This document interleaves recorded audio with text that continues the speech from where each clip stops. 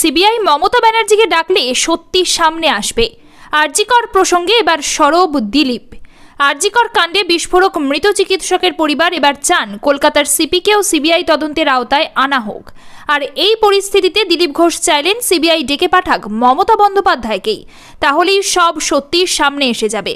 বিজেপির প্রাক্তন রাজ্য সভাপতির মতে সেই দিনটা আসছে। সোমবার সকালে কাটোয়া স্টেশন রোড চায় পে চর্চা কর্মসূচিতে যোগ দেন দিলীপ ঘোষ।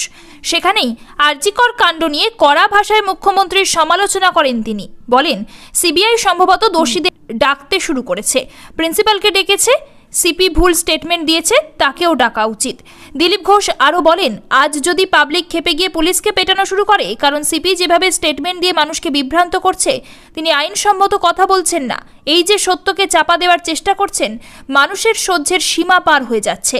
কাল যদি মানুষ পুলিশকে বয়কট করে, আক্রমণ করে, আপনারা কোথায় যাবেন? হুঁশিয়ারি দিলীপের। এরপর তিনি বলেন, পুলিশের কাছে আবেদন করব, আপনাদের কিসের বাধ্যবাধকতা? চাকরি করে খেতে হবে, পরীক্ষা দিয়ে চাকরি পেয়েছেন, টাকা দিয়ে পাননি, ভয় কিসের? আপনারা কেন পাপের ভাগিদার হবেন? আপনারা জনগণের বিরুদ্ধে যাচ্ছেন। বাংলাদেশে দেখুন পুলিশকে তাড়া করে কিভাবে মেরেছে। মমতা বন্দ্যোপাধ্যায়ের ক্ষমতায় থাকার ব্যাপার আছে, আপনাদের কি আছে? আজ সোমবার রাখি বন্ধন উৎসব, একে অপরকে রক্ষা করার অঙ্গীকার নেওয়ার দিন, সৌভ্রাতৃত্বের দিন। এবার এই দিনে দিলীপ ঘোষ বললেন, রাজ্যের মহিলাদের মান সম্মান জীবন অসুরক্ষিত। আমি আজ সকালে মহিলাদের হাতে রাখি বাঁধলাম। এতদিন আমরা জানি বোনেরা ভাইয়েদের হাতে রাখি বাঁধে, আজ আমরা সংকল্প নিই তাদের সুরক্ষা দেব। শপথ নিই, সংকল্প নিই, পশ্চিমবঙ্গে একটি মহিলার গায়েও হাত পড়বে না, কোনো অসম্মান হবে না। আগেও আরজিকর মেডিকেলে ঘুঘুর বাসা নিয়ে প্রশ্ন তোলেন দিলীপ ঘোষ।